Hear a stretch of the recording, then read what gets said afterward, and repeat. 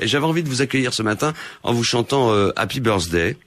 Oui, merci, parce que ça fait 5 ans que la semaine est parue, et donc ce numéro 259 est celui de notre 5e anniversaire. On l'a voulu un peu particulier sur une tonalité optimiste, parce qu'on l'est par nature, et parce que l'autre jour, en visitant le centre Pompidou-Metz et en étant sur une de ces terrasses juste en face de la ville, on avait l'impression que nous, comme nos lecteurs, eh bien, on avait toute la vie devant nous. Du coup, on a titré La vie devant soi. Et vous avez proposé ce matin dans les kiosques ce numéro 259, numéro un petit peu particulier, numéro anniversaire. Oui, dans la mesure où on a un dossier spécial de 8 pages qui fait le point sur ce qui a changé en 5 ans autour de nous, aussi bien dans des domaines comme l'explosion de l'Internet que la presse pour les étudiants, mais aussi toute cette perception du tourisme et des nouvelles opportunités par la Lorraine. Donc c'est une synthèse de toutes ces raisons d'évoluer et d'espérer que nous avons faites. Voilà, voyage à travers ces 5 dernières années grâce à ce numéro anniversaire, numéro 259 du journal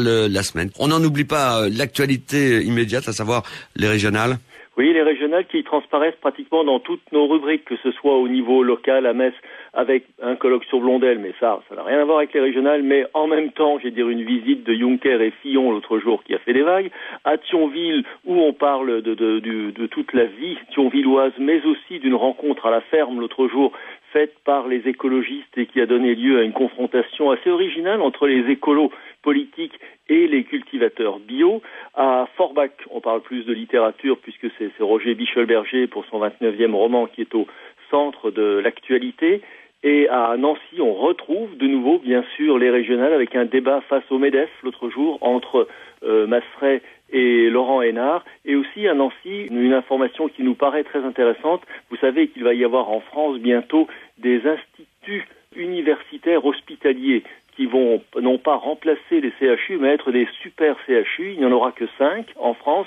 Et Nancy, avec Metz d'ailleurs, et Luxembourg, prépare activement son dossier pour être de ces 5-là. Alors, à vous écouter, Jean-Pierre Gingère, on s'aperçoit quand même que la région, c'est important.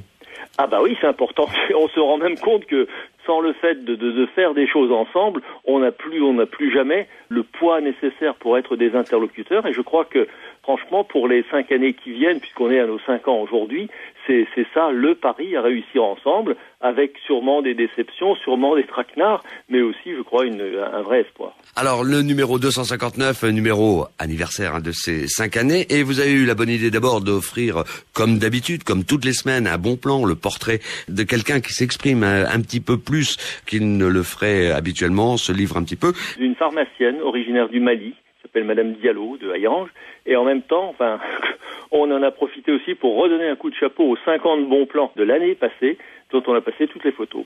Jean-Pierre, merci. Je rappelle également que ce numéro 259, comme les précédents et comme ceux qui viendront, continue d'exister sur le site internet et de vivre et puis de s'actualiser. Oui, parce que sur Internet, notamment à des moments cruciaux comme ceux d'élections régionales ou pour des faits divers ou pour des choses de ce type-là, Internet, lasemaine.fr nous permet de réagir un peu comme vous, c'est-à-dire à chaud et instantanément, alors que le journal, l'hebdomadaire, nous permet de réagir avec un peu plus de recul et de mise en perspective.